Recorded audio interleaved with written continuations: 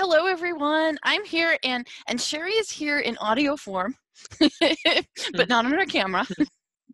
And then we might have other people popping in. But what we're going to do right now is we're going to do a really quick, and this is just a midweek kind of check-in, just to go over some stuff. And I've been reading the discussions, been responding to some of them, but not all of them, because remember, it's social constructivism. So in social constructivism, the instructor is going to stay a little bit behind the students and let them discuss, and then jump in as a more knowledgeable other once there's a question that the students aren't getting, or if there's a little bit more knowledge that has to be given out, or even just to ask some clarifying questions and to do some formative assessment in discussions. But I have some notes, so let me go ahead. I am going to share screen. Oh, it looks like John might be coming in also. We'll see. This might be a thing for people doing audio and not necessarily video. So let me go over to the other screen to pull this up.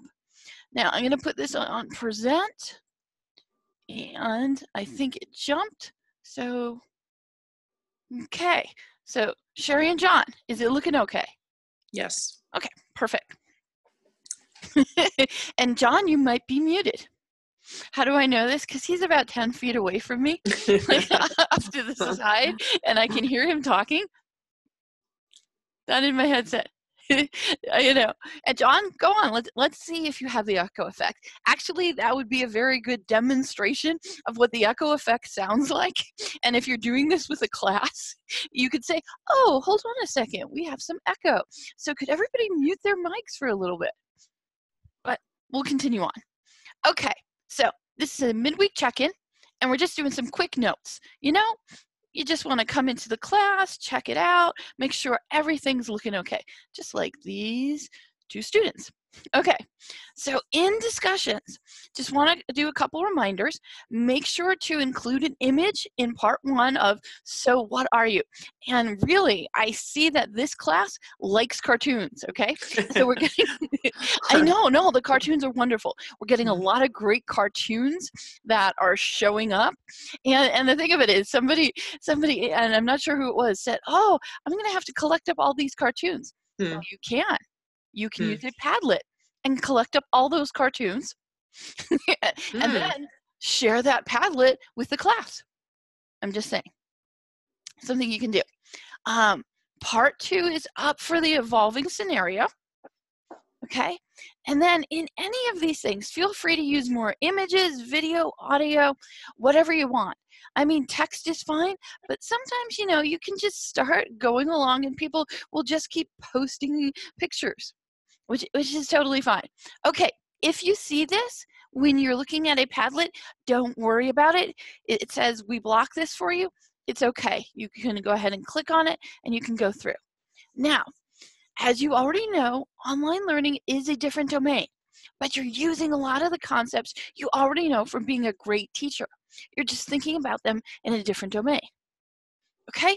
Make sure in your posts you're talking that you explicitly talk about metacognition, social constructivism, and connectivism. Most people are doing this. Okay? Connectivism is the one I've been seeing a little less of, so just remember that. Remember, this is a learning theory. Yes, you have to use the internet to talk about this learning theory, and it is about connecting to people from everywhere, using networks, and knowing where the different knowledge sources are. And also, Sherry, you even wrote in one of the discussion posts about how you like that, about the half-life of knowledge. And it really does feel like that, especially when it comes to like technology. And you know, and how things are changing, and one technology is working today and then the next day it changes and you have to relearn it, or you find there's something even better. Because think about like what we're using now, this voice over IP with the video. 10 years ago, people really weren't using this. 10 years ago, Skype was just, you know, Skype was just starting to be realized, and people weren't putting up these videos along with being able to share screens and things like that. So things are always changing, and it's okay to keep learning. And everybody has a really great attitude in discussions. I love how you're saying, well, sometimes I ask my students. That's wonderful. Ask your students, get their help, okay? I mean, the thing about it is they probably had a lot of cognitive surplus as they were growing up to be able to learn lots of things about computers and recognizing patterns and troubleshooting. So go ahead, use their knowledge. Why not? And at that point in time, you were probably working instead. So you just have to see, it's not that, we're talking about digital natives, but it's more that they've been using it the whole time rather than somebody having to try to catch up later. Okay, netiquette, please include greeting, closing, and name. And this is just something that I put into my discussions, and you and your students, depending on where they're going and what discussion forum they're on or where they are on the internet or what kind of website, netiquette will switch. Okay, so I'm asking you to be aware of the netiquette we're using on this week. Trust me, it won't be the same netiquette as next week, but to be aware of it and being able to switch depending on what you have. And John has just raised his hands. Yes, John. Is this working now? It is. All right, I'm in. Okay. I had to join from the phone because I couldn't figure out the computer. So what's an example of maybe a greeting and a closing? Okay, a greeting. Very simple. Hello, John. Closing. Sincerely. I've heard other people say, in good spirit. I think that's Eric Salahubs. Okay? Yeah. Sounds like Eric. Yeah. Some people put peace. Some people put sincerely. And like I always say thank you.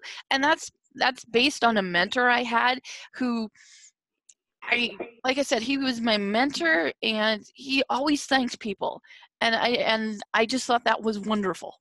That whatever he was doing, he always looked to thank people for reading his emails, for talking to him, and so that's why you'll always see thank you for me. It's always to let people know that I'm grateful that they're giving me time. So that's mine instead of in good spirit or peace. But you could use sincerely. You could put see you later.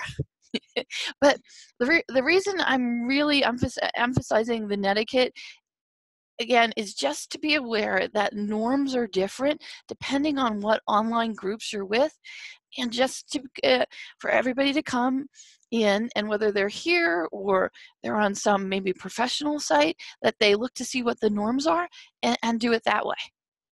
So that's what it is. So thank you for asking, John. Yeah, no, thanks. I could demonstrate the feedback thing right now. Yeah, go ahead. You hear it? How you have that echo? Yeah. Not good. So can you mute me as the host? Because this comes up in WebEx a lot. So I would you just tell me to mute. I would tell you to mute, and here's why. Because I'm sharing my screen. Oh, right. But I would test it out ahead of time. And I'd say mute now before we lose people, okay?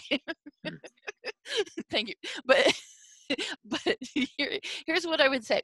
I'd say to have people, like if you're doing this with a class, like say for a review or something like that, I'd have people test their mic so you could hear if there's some kind of reverberation at the very beginning.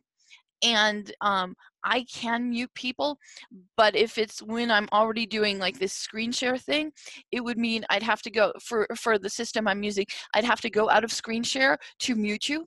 So I would probably, for efficiency's sake, I would just ask people to mute until they had a question, rather than trying to stopping it and trying to troubleshoot each person. And the thing about it is, if you are doing these kind of facilitation things, you can usually tell really quickly if there's some and if you're doing a bigger class. Now, what I used to do in like the face-to-face classroom management, whoever seemed to be my biggest distracted student, I don't want to say troublemaker, I want to say very eager distracted student, I would usually make them in charge of things. So for me, if it was this, when the students came on, I would ask one student to be my assistant moderator and to help moderate things like, okay, look and see if somebody's raising their hand, or if there's something written in chat, can you tell me about it? I've never had a problem telling students that they're my volunteers, so I wouldn't hesitate to do that in this kind of situation either. And like I said, when it was face-to-face, it was usually the one who would get distracted the most or the most likely to talk, and interrupt. That would become my assistant. Okay, so that's what I would say. I'd say grab a student, have a student be your assistant for this, and don't feel bad about this because about using the student that way, because think about this. So many companies now use the virtual meetings. Okay, your students will end up being in virtual meetings pretty soon when they get hired. There's also a pretty good chance that they might have to do a presentation, or they might be asked to be the person who has to control the whole voice over IP thing that's happening. So don't feel bad about it. You're helping them learn a skill. Okay, on to the next thing. Speaking of learning with technology, and this kind of came up in one of the discussions, and this was, how much help do you give to students? And with technology, we have a habit with technology at either doing the executive help, meaning, somebody's having a problem with technology, we go, no, never mind, I'll take care of all of this for you. Okay, so I just want you to think about this. This comes out of the research on chilly climates when it comes to girls and women in STEM. Executive help, it is when the professor is trying to make sure it's not a chilly climate, and then it goes a little bit overboard when it's helping the students rather than letting them do their own work. They do kind of do the work for them. Okay, remember, with technology or anything online, sometimes we can just go, oh, I'll just take care of that because it's more efficient. Just think about if the situation is where that executive help is fine because this is a one-off and it's not something the student has to do, or if it really needs to be this instrumental help, and that's giving them enough help to move forward when they're stuck. And as instructional designers and those of us working online, we are really looking to give instrumental help. We're really looking to give you enough help that you can move forward and you can go ahead and do these things on your own. So just wanted to mention that. We will continue on. Okay, next discussion, evolving student scenario. Okay, so if you haven't noticed yet, the second discussion is evolving student scenario. There's 3 parts. The first part was released on Monday. The second part was released like at 5 last night, and I will release the third part on Friday. This is like deconstructing a case study. Okay, instead of giving a student a case study or a situation and say, what do you do? Instead, what we're doing is we're slicing it into 3 parts so that and because this is really a week that involves social constructivism, we are not looking for students to go in and quickly do things and then run away. We want students to come in, think about it, reflect on things, and then come back to it throughout the week. And this helps for deeper learning rather than doing things once, going in there and then getting out. The week 2 is not competency-based education. It really is social constructivism where you're learning with your peers. And you'll see John dancing in the background. So thank you, John. Okay. Okay, some things that I want you to consider for this week. Oh, and there's a D2L, that's a D2L moose too. Okay, we'll try not to do any more distractions, okay? Also consider online disinhibition effect. Now, this was in the student success slides, okay? Think about, do online students become disengaged? Also, think about when the evolving scenario, could this discussion become a chilly climate? And what's meant by a chilly climate is things that happen that get students to disengage. Chilly climates usually used when it comes to gender, but still, think about what's going on here in the evolving scenario. Now, online disinhibition effect, and all these things look spelled correctly, so I think I took care of the typo. Okay, this is from John Schuler. From 2002 is when he first started doing this. There's things that happen to students when they get online. You don't know me. You can't see me. This whole see you later. It's all in my head. It's a game. We're all equals. Think about that, and think about if this is happening in that evolving scenario. Okay? Now, you have to realize one of the reasons why we want you to go ahead and put your picture up here, and we're encouraging audio and doing video, is so we want you to combat this. We want you to combat the online disinhibition effect. So students realize that, there's an instructor. There's presence. There's someone to relate to. I'm not doing this all by myself. And that's part of why we're doing the image and also the Padlet, so that you can go ahead and see what other people are doing, and you can relate to the other students. So just wanted to bring that up. Loopholing story, really good so far. Okay, when it comes to the loopholing story, the reason that we're having you share is that storytelling is wonderful, and so you can see how you can do storytelling online also. It's also to let you learn from your peers. Your peers might have had a situation of loopholing that you didn't have yet. And when they talk about the problems they had, how they went about solving it, these are things that you can store in basically your arsenal. So if something like that happens to you, you have a frame of reference, so you don't feel so alone. Okay. Again, you're doing great. Take the concepts that you know from face to face. Go ahead and put them online. You might have to tweak them a little bit. You might have to change them a bit. You might have to develop more of a fluency in things like video. You might have to think more in pictures, so you can start putting images up, or cartoons. Okay, I don't know. Now, Sherry, do you know what TLDR stands for? No. Okay. And this is internet slang. It means too long, didn't read. Okay, and this is what a lot of people do when they write a lot. And I just wanted to mention it to you that some people's posts in general. Remember, you can be short and you can be concise and get the idea across. So, what a lot of people do when they're writing blogs or in discussion forums, they'll put like a paragraph of of the main concept, right? And then underneath it, they put TLDR, and then they put all their justifications underneath.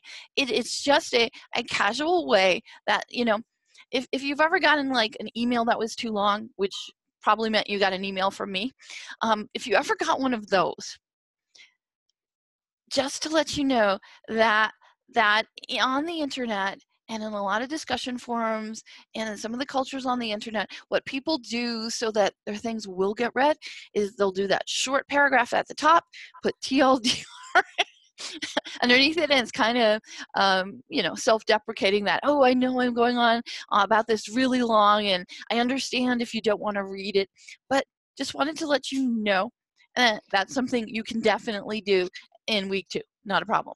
Okay, other thing I wanted to put up real quick while we're talking about loopholing, Turnitin.com has come up with kind of a typology of the different kinds of unoriginal work.